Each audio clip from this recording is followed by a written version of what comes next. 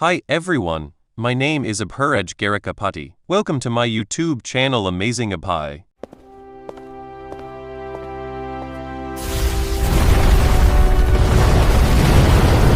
Don't just hear the story, enter it. 2 decades ago, with nothing but his fists, he will rise again. He raises the lizard to his mouth while determines to slow climb back from nothing. A long dormant fire stirs inside. He survived not because he was strong. He became strong because he survived. Silently, he sends a wordless promise to Branda to wait for him. In the Sariso village of Western Desert, the Arimo Gladiator Corps buzzes with activity as Kalli exercises, drawing the attention of 2 onlookers who note his significant weight loss. One observer remarks that it makes sense given the intensity of the training, but they find it baffling to see him without being a fighter pushes himself so far. This relentless drive stems from the moment slave hunters found our boy collapsed alone in the desert. The hunters commented on the irony of stumbling upon a target in such a vast wasteland.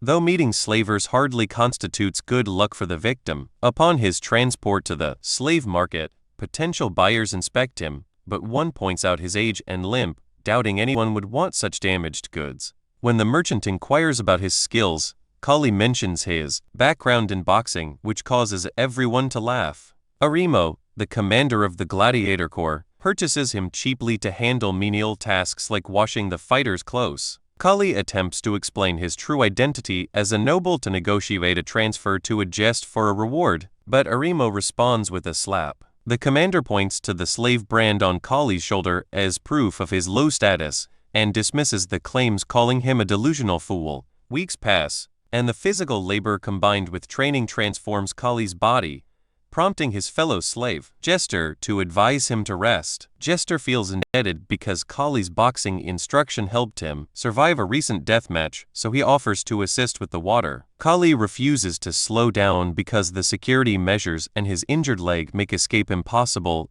meaning he must pay his ransom legally. He calculates that manual labor pays too slowly for the urgent ransom he needs, leaving him no choice but to enter the ring as a prize fighter. Despite the lethal nature of Western boxing, he resolves to get stronger to show his captors his true worth. Meanwhile, Jacob grows anxious outside his tent because a week has passed without finding Kalli's corpse. His subordinate reassures him that survival in the desert without supplies is impossible and reminds him that they still hold the ultimate leverage in Branda. Branda previously sacrificed herself by breaking her own hand and surrendering to ensure Kalli could escape on their only camel.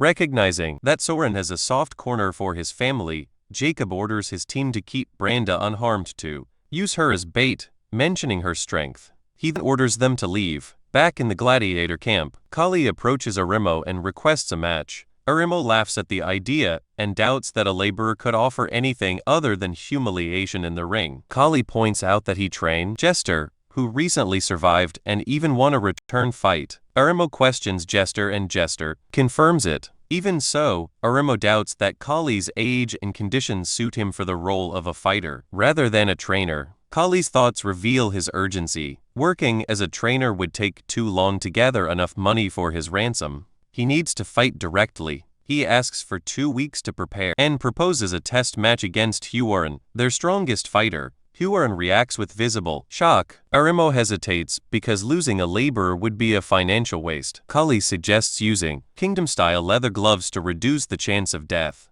Huaren interprets the request as a reckless challenge. Arimo eventually agrees to the match and grants them 2 weeks. During training, Jester questions his decision and Kalli redirects concern back toward Jester. Another slave comments that Kalli is simply choosing his own method of early death. Kalli keeps his focus and accepts his physical limitations while committing to improve whatever he can in the time available. The 2 weeks pass quickly. When the match begins, Kalli immediately strikes Huaren in the face. The unexpected attack forces Huaren to raise both arms and defense, surprising the crowd. Kalli follows with 2 more quick blows. Huaren becomes frustrated and Arimo watches with growing interest. The punches are not overwhelmingly strong, yet Huaren continues to be pushed backward. Huaren lands several hits of his own, but only he loses ground. When he attempts another strike, Kalli dodges cleanly. Kalli analyzes their difference in fighting styles, Western boxing relies on murder gloves, which kill easily and prevent any real development and technique. Fighters here depend on straightforward brutality, which limits the sport to bloodshed rather than skill. Leather gloves, however, force fighters to fight at close range, so Kalli steps inside the moment and opponent begins a punch. When he strikes, opponents instinctively retreat, a habit he learned from Taurus. His dodging is imperfect and his stamina no longer matches his younger years, but his experience and scale remain advantages. Hyorin prepares for the next hit. Kalli feints, making Hyorin commit to the wrong direction and then delivers a solid strike to his face. The audience reacts as Hyorin drops to his knees and collapses. On the ground, Hyorin struggles to understand his defeat. Kalli stands over him and clarifies that sharing the same name for their combat style does not make their systems equal. He also rejects being seen as an old man. Kalli tries to steady his breathing, but his body shakes. He becomes aware of how much his stamina and lung capacity have declined over the years. Even in this weakened state, he insists that Arimo schedule his match immediately. Arimo refuses and reminds him that he never promised anything firmly and only mentioned the possibility. He remains unconvinced that his boxing can work in the Western arena and wants certainty before taking any risk. The reply ignites Kalli's frustration and he steps forward in anger, but soldiers move instantly and block him with raised weapons. Arimo instructs him to stay patient and assures him gives him a hope of freedom. Our dude stands there boiling with anger. The guards chain Kalli. Again, he realizes Arimo never planned to let him fight. He intends to keep him permanently as a coach, not as a gladiator. His thoughts stop when he overhears nearby voices. They mention the arrival of Khan, a dangerous monster who has been captured. The news snaps Kalli's attention immediately. Later, Arimo gathers all the slaves and fighters. He informs that 3 Khans have targeted Sarizo village recently and they now have a chance to fight one. The rewards include 4 times the usual pay for gladiators and 8 times for boxers. Even with such high payment, no one raises a hand when he asks for volunteers. Arimo's eyes settle on Hyorin, hinting that someone close to gaining freedom might participate. Hyorin reacts in fear, realizing that Arimo is twisting his earlier promise. Kalli speaks up loudly and asks if the Khan matches the description of a giant monkey. Another slave confirms it and adds that barbarians worship such creatures as gods. The memory brings Kalli back 20 years, to the moment he fought one of these monsters in a battle that nearly killed him. He survived only because of Iskandar's help. The situation becomes clear to him now that Arimo never intended to free any of them. Escape remains the only path. When night arrives, Kalli attempts his escape. Soldiers chase him through the dark until one strikes his head with a weapon. He instantly turns and uses his handcuffs to hit the attacker. Another soldier swings his sword, but Kalli avoids the blade and headbutts him with enough force to drop him. Before he can continue fleeing, a large net is thrown over him, trapping him completely. Arimo handles the punishment himself. He beats Kalli for his attempt to escape, questioning the discipline in camp. After tying Kalli against wooden posts, he whips his back with rope. He comments that he considered cutting off Kalli's ankle, but decided against wasting someone with useful abilities. The other slaves watch in fear as Kalli's back is torn open by the repeated strikes. Later, the camp doctor treats the wounds and applies medicine while asking why Kalli would make such a reckless attempt. He answers simply that his daughter is waiting for him. The beating leaves him unable to move well for days. Even so, Jester visits to check on him. During recovery, Kalli still guides the enslaved fighters, teaching them skills they rely on for survival. Over time, they begin to support him in return. Arimo eventually comes to check the healing wounds. He explains that he needed to make an example, but offers rewards if Kalli cooperates.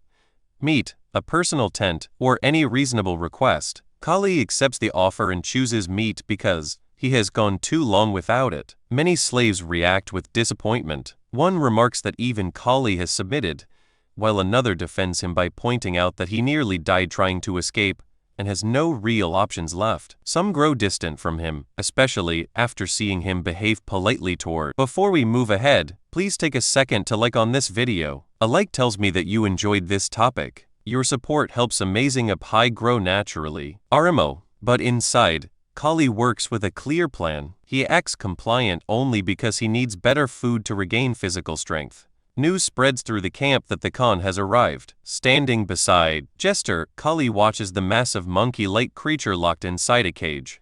Its eyes follow them closely. Kalli can hardly believe he once fought such a monster without any weapon. Jester comments that even desert natives were captured, meaning their situation could be worse. Kalli disagrees, believing that captivity is equally terrible regardless of where it comes from. That night, guards lead him into his new tent and bring a woman with them. They describe her as a barbarian and a gift from Arimo. She trembles in fear. Kalli feels disgust rise inside him and questions who the real barbarians are in this situation. When she begins to remove her shirt, he stops her immediately and motions for her to keep her clothing on. He explains as best as he can that he has a daughter her age and hands her food instead. She eats quickly. Kalli shows her his handcuffs to explain that he is also a captive and that feeding her is the only help he can provide. She thanks him and reveals that she understands their language perfectly. Kalli is surprised and mentions she could have received better treatment if she had spoken earlier. She answers that she refuses to act submissive for privilege. Guards return and collect her. As she has taken away, she silently hopes that the kindness he offered returns to him someday. Later, the desert wind sweeps across the sand where a group of barbarian warriors stands. Kalli hears noises outside and moves toward the tent opening to see what is happening. Barbarian warriors rush through the camp, cutting down anyone who tries to resist. By the next morning, the attack is over. All surviving slaves stand in chains and even Arimo trembles helplessly in captivity. Kalli is also among the captured ones. Those who fought back died on the spot. Those who surrendered were chained and dragged away. Even the raiders who once captured their own people now face the worst punishment. They are fed to the Khan. The barbarians force the captives westward, pushing them through the desert for several exhausting days. When they finally reach native territory, Kalli studies the surroundings and recognizes the land. The barbarians argue among themselves in their own language. Warren watches their anger with fear, while Kalli understands the reason that their people must have suffered greatly at the hands of settlers. One of the natives addresses the chained captives and warns that they will face the exact punishment their group once inflicted on others. Warriors shout orders for the slaves to stay in line and avoid certain areas.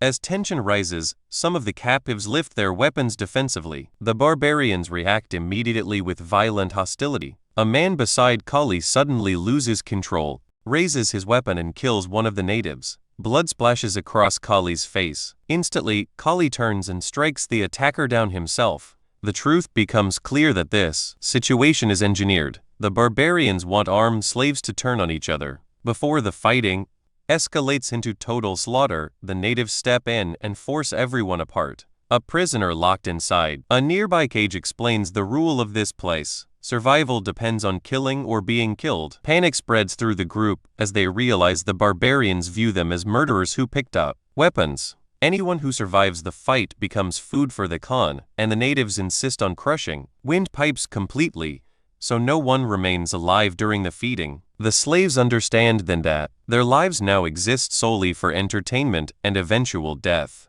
Our boy reflects that his situation under Arimo may have been less terrifying than this fate. By the morning, our dude sits inside the cage when he notices the woman he met on the night of the raid, the same woman brought to his tent. She recognizes him instantly and orders the guards to pull him out. They obey and release him into her custody. He questions their hatred towards them, and she justifies it as calling them invaders. When he asks where she is taking him, she explains only that the tribal council awaits and refuses further questions. Kalli remembers her name as Yan in their first meeting. Her position becomes clear through how the other warriors treat her. Throughout their march, she had been the only person providing him water and food. Whether he liked it or not, she remains the only person he can rely on. Yan brings him before a circle of tribal leaders. A chief with one eye covered examines Kalli with sharp focus, triggering a faint recognition in Kalli's mind, though he cannot place it. Yan instructs him to bow quietly while she speaks for him. She recounts the events of the raid in her own language. The council reacts with anger,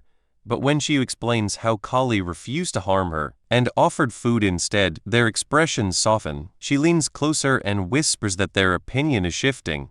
They now view him as a slave caught between forces, not a settler who invaded their land. One member suggests taking a vote. Yen translates while the council members raise their hands one by one in support of letting him go. She begins to tell him to hold still while she untie him, but that one-eyed chief rises suddenly. He demands everyone's attention and announces that he recognizes Kalli. Our dude insists that he has never seen him before, but he declares our boy is Khan Kusajad. The revelation shocks everyone, including Yen. She asks if he means the man who killed the Khan years ago. The chief confirms it with certainty and recalls the moment 20 years earlier when he helped capture Kalli as a sacrifice. Instead of dying, Kalli fought his way out. The council erupts, infuriated at the name Khan Kusajad. Yen tries to defend him again, but the chief ends the debate by declaring that Kalli death. That night, Kalli faces the captured warrior in forced combat. The man admits he holds no personal hatred, but must fight to survive. As he steps forward, Kalli reacts instantly. He breaks the man's weapon and drives one broken shard through the warrior's shoulder. He slams him to the ground and delivers fast, crushing blows before the man can recover. The warrior dies within moments. Kalli kneels beside the body with regret, whispering an apology in his thoughts. He still has responsibilities left in the world, and he cannot allow himself to die yet. Each morning, the barbarians pull Kalli from his cage and throw him into another trial. The opponents change constantly, sometimes a lone fighter, sometimes a circle of men, and at times 3 attackers rushing him at once. No matter the setup, he survives every round and returns breathing. During one of these days, Jester and a few slaves push through a tight crowd while carrying Huaran's body. They drop him on the hard ground, revealing a chest wound torn open again. Jester calls out for help, begging the natives for cloth or medicine. But the crowd stays silent. Our dude moves closer and asks if any tools for stitching remain. A slave lifts a small box that once belonged to the doctor. Kalli takes it and scolds them for bringing it only now. When he opens it, he finds almost nothing left. Just a few basic items. The supplies cannot fully close the wound, and the thread barely covers half of what is needed. If infection spreads, Huaran will die. Someone suggests letting him pass peacefully instead of forcing him to suffer through a hopeless procedure. Kalli admits that option would be easier, but refuses to give up. He tells Huaran to breathe slowly so the wound stays stable. When he finishes wrapping the bandage, the watching slaves exchange puzzled looks. A remote, with bitterness gathering in his eyes, claims Huaran is dying because of Kalli, and he hurls blame for everything that happened. Our boy accepts part of the guilt while standing soaked in sweat from the trials. Elsewhere, the chief reviews the past week of fights. He has never seen anyone move or strike like Kalli. The thought that this same man once killed their Khan tightens something inside him. As he stands before a statue of the Khan, he questions whether that figure ever held true divinity. Memory surface from 20 years earlier when the Empire captured him and forced him into their army. Since then, he has learned how differently each land shapes its gods.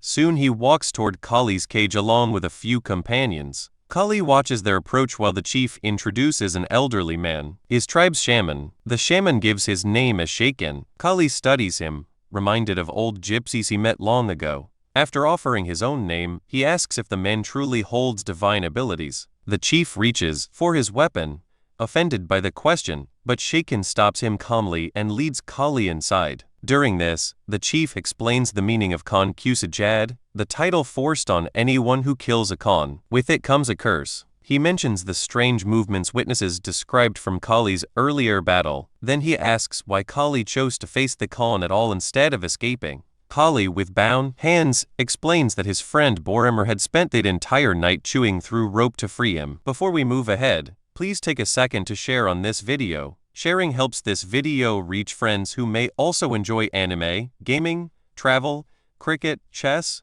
career basics, or personal stories. Your support helps amazing Abhai grow naturally. Leaving a friend behind felt impossible. The chief finally shares the real reason for bringing him here. He wants to know why the shaman insists on honoring a man who is supposed to leave the tribe dead. The story shifts to a conversation held earlier between the chief and Shaken. Shaken had pointed out how the existence of Khan Kusajad shook the chief's belief system. He explained that those who were captured by the Empire returned changed, unsure of which values still stand. He reminded the chief that the Khan acts only as a representative of God, not God itself.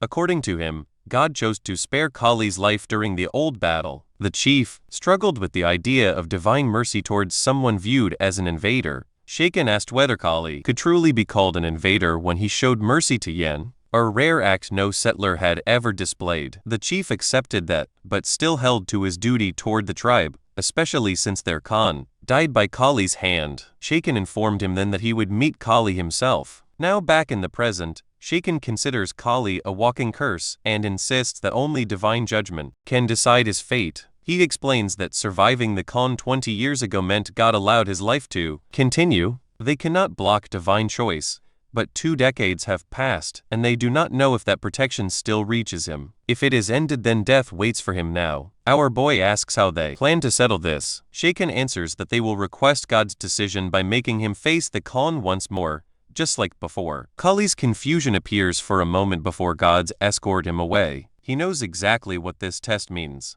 He must prepare for the strongest fighter they possess. One-eyed rushes to Shaken and confronts him angrily, warning that forcing another Khan battle may destroy everything if their Khan somehow falls. After watching Kalli fight all week, One-eyed recognizes the danger. Shaken argues that if divine protection carried Kalli through the first encounter and ended with their Khan's death, they cannot oppose the path God set. His certainty leaves One-eyed speechless. Back at the cages, Jester and the slaves react in shock when they hear about the upcoming fight. Kalli tries to calm them, reminding them he already defeated a Khan once. Jester suddenly understands the natives' hatred. Arimo steps forward with spite and claims everyone would be safer if Kalli simply died. He blames Kalli for everything and wishes this moment had come earlier. Kalli walks straight to him and drives a punch into his chest, dropping him instantly. Arimo cries out in disbelief. Kalli hits him again, forcing him to stop spiraling into panic. He tells Arimo to accept the reality that he holds no authority here anymore. Arimo screams that all the slaves belong to him and that their lives fall under his ownership. Kalli grabs his hair and lowers him, stating that nobody agrees with his claim. If he wants to live, he must stop dragging others into danger and wait quietly. At that moment, Yen approaches. She apologizes for the way events turned. He brushes it aside, pointing out that both of them simply acted as circumstances allowed. She hands him the strap he asked for. Kalli wraps it firmly around his arm and hand, securing it for what comes next. Inside the arena, Kalli examines the strap wrapped tightly around his arm, thinking about how the constant trials and combat have stripped away much of his body weight. He wonders if the change helps or hinders his performance. Guards drag Arimo and the other slaves to the sidelines to watch. One of them questions if winning truly guarantees Kalli's freedom. He assures him that victory over the Khan will earn his release, but the slave's mind dismisses the outcome as irrelevant to their own fate. Warren pleads desperately, asking Kalli to send help for the captives if he survives. Kalli swears on his name to do so. Warren taunts the legitimacy of Kalli, adjusts his identity. Our boy insists the name is real, leaving everyone watching surprised. Stepping forward, Kalli faces the roar of the barbarian crowd. He does not understand their words, but the anger in their tone is understandable. The Khan enters, its massive-sized dwarfing everything in the arena. Our boy forces himself to stay calm, refusing to be intimidated by the creature's sheer bulk. The chief taunts him, mocking Kalli and ordering him to stop struggling and simply die. Drums thunder across the arena, signaling the start. Khan locks eyes with Kalli. Kalli meets its gaze without flinching. The creature roars violently and he notices something strange. His leg pain is gone and his body feels light. A hint of madness brushes his thoughts. Without hesitation, he rushes forward and drives a punch into the Khan's stomach. Nothing happens. Khan swings back with a forceful blow that Kalli barely evades, immediately creating distance. The watching slaves gasp at his boldness and narrow escape. Kalli curses under his breath, realizing the creature's hide is nearly impenetrable. Khan attacks with a flurry of massive strikes, and Kalli weaves through them, moving faster than the eye can follow. He responds with rapid punches of his own, displaying boxing skill and precision that mesmerizes the audience. Kalli calculates each move carefully. Wide, powerful motions look impressive, but small weak punches would have no effect on the Khan. He knows the creature's durability demands force. Khan suddenly slams both fists into the ground, shaking the arena. Kalli realizes too late that his positioning leaves him vulnerable. A kick catches him despite his leap to dodge, sending him flying into the spectator area. He scrambles upright,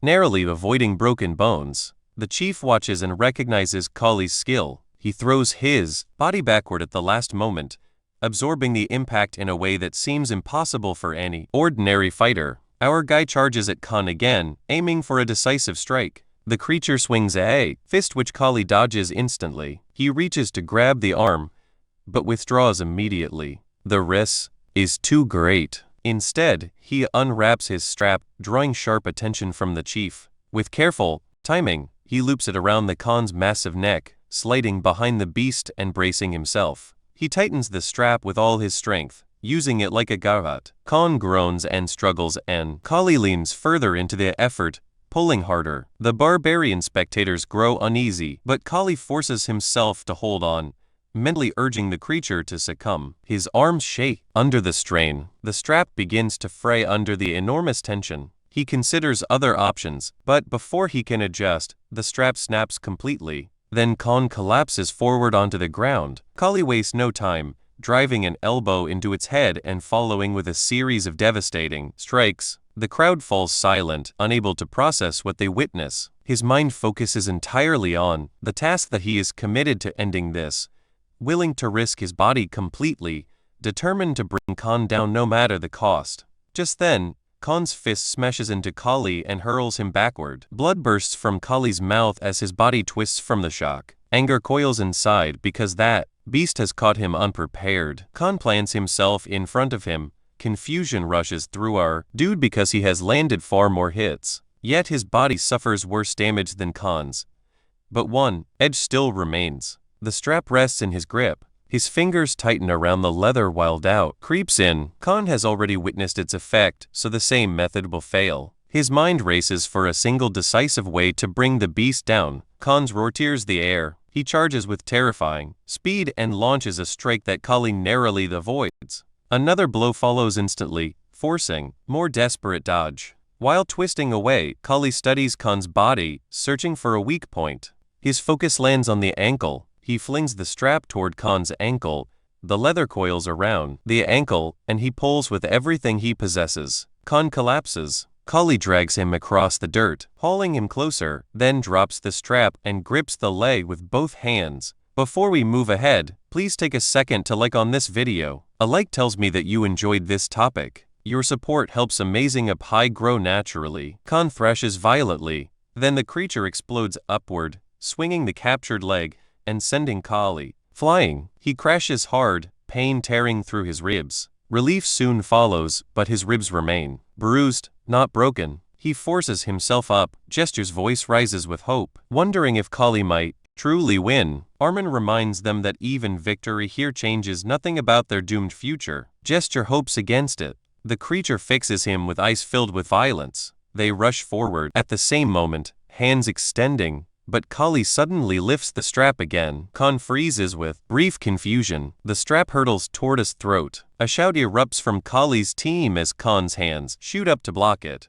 Another voice notes that the creature now recognizes the leather as a threat and refuses the same trap. His hands stay glued to his throat. This creates exactly what Kalli needs. With both hands high, Khan's torso lies exposed. Kalli abandons the strap mid-charge and drives a brutal strike into his body. Khan releases a pained roar. The spectators shift uncomfortably, shocked by the violence before them. Khan suddenly grabs Kalli's shirt with monstrous strength, lifts him effortlessly and slams him far away. Kalli's body shudders on impact. Next moment, Khan drops to all fours, shaking from accumulated damage. Kalli rises faster, fueled by desperation. He rushes forward and smashes his fist into Khan's mouth, sending the creature tumbling. Kalli leaps after him, grabs him from behind, and his thoughts narrow into one truth: that survival outweighs honor. He forces Khan's head upward and unleashes blow after blow onto the creature's skull. Each strike lands with sickening weight until Khan finally goes limp beneath him. Silence spreads through the onlookers as shock replaces noise.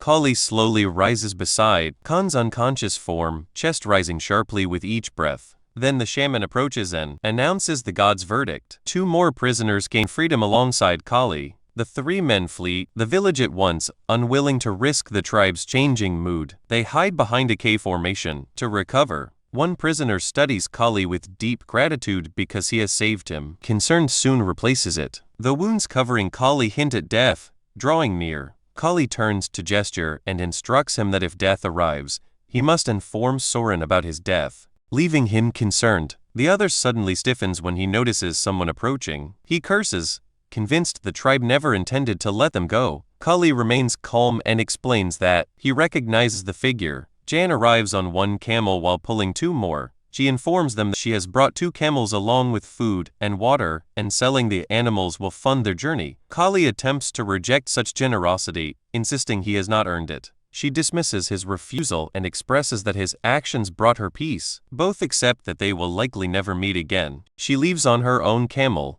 Back at the tribe, the shaman confronts One Eye with rising anger. He questions whether One Eye has lost all reason because Khan Kusajit, as he calls him, now walks free under the god's ruling, yet One Eye forms a pursuit party. One Eye continues cleaning his sword and admits he wants the man regardless of divine judgment. The shaman reminds that he cannot defy the gods. One Eye erupts with contempt, claiming the judgment was worthless because the gods never truly chose. Kalli defeated him and disgraced their deity. Since that god suffered defeat, One Eye intends to deliver punishment himself. The shaman warns that this path leads to exile. One Eye accepts without hesitation. The desert itself serves as his home, and no punishment can turn him from the pursuit he has chosen. Meanwhile, Jester reaches Agostina's gate, but the guards stop him instantly and demand identification. He keeps his face covered while asking if Soren Agist leads the town. He uncovers his face and explains. He brings information about Kalli Agist.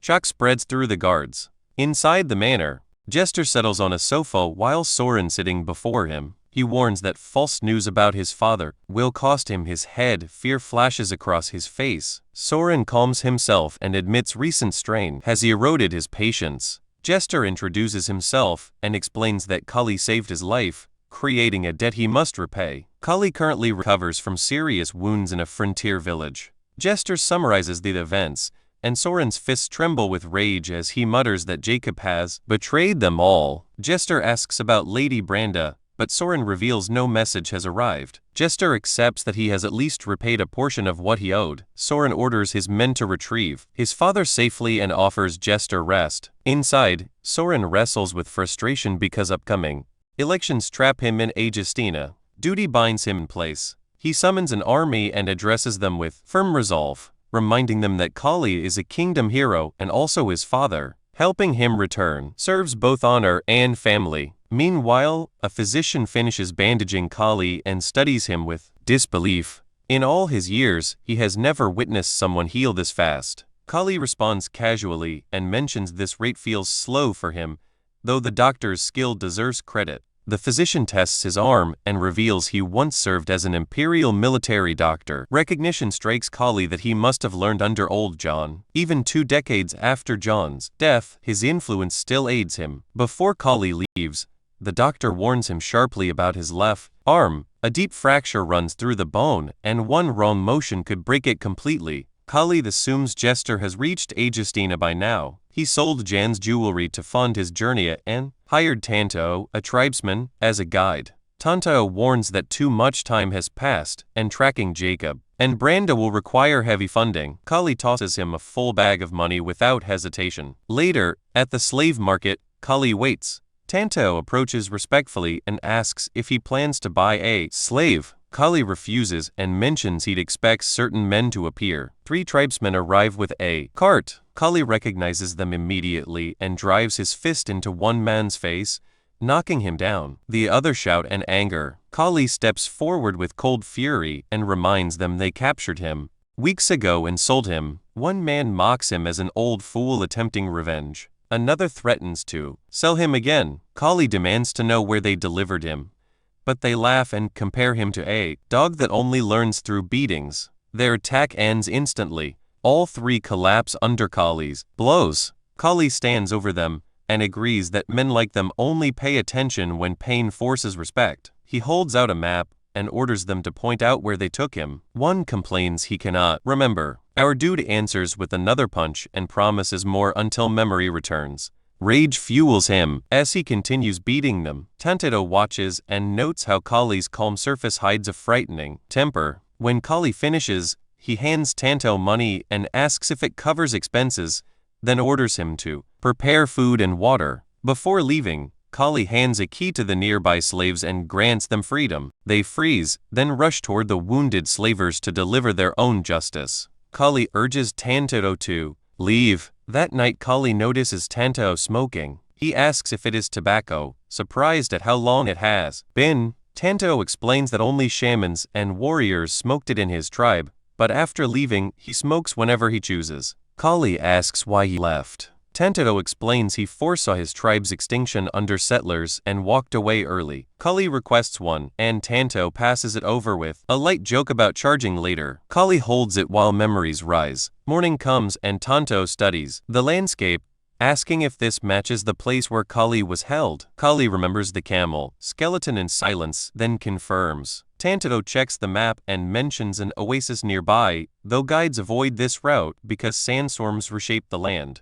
Jacob had no guide, so he must have pushed ahead blindly. If he survived, he likely reached Selbaum. The name Selbaum jolts Kalli. He remembers someone who lives there. They travel to Selbaum, where Vagan, who now becomes the mayor, bursts into tears upon seeing him. He greets him emotionally. Kalli admits surprise that Vagan became mayor. He once expected him to continue his father's trading work. Vagan explains he wanted to build something on his own, though he received help from his uncle. Kalli gives a short explanation of how he ended up near the town, and Vagan's features twist and fury. He demands to know who dared touch Kalli's daughter. Kalli explains the criminals passed through Selbaum, and that his companion already follows the trail, though extra help will be valuable. Vagan promises full support without hesitation. Kalli taps his shoulder and thanks and promises proper payment later.